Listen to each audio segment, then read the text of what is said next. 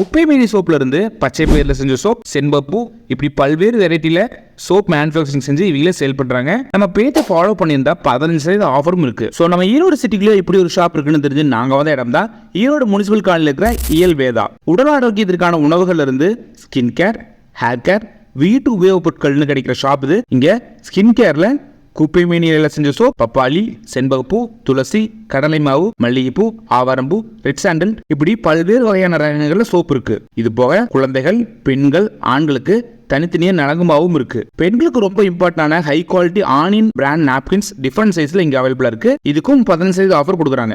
ஆலோவேரால soap, gel, ஆலோவேராவும் வெட்டி வேரும் சேர்ந்த shampoo இதுவும் இருக்கு.